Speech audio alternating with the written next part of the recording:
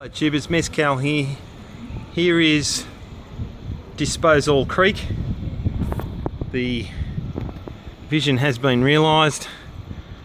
When you have a vision of an art thing and you try to bring it into the real world, it doesn't always translate, and there's been some things that have changed along the way, but I'm happy with how it looks. There's a bit of a hidden message in here that you've got this bridge that came from nowhere that goes to nowhere. So how did they get there? There's a question. Here we are dropping stuff on the right hand side. You got the left, you got the leftist greeny thing going on here, you got the right where we must consume. So there it is, the hidden message.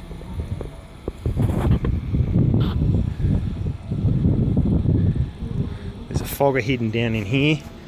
I'm not going to put that on in the daytime. This will be also on for a nighttime show. So there it is, Disposal Creek. What do you think? Don't forget to give us a thumbs up if you're watching and you like what you see. Yeah, if you're a new subscriber, click the bell, all that sort of stuff. Thanks for watching.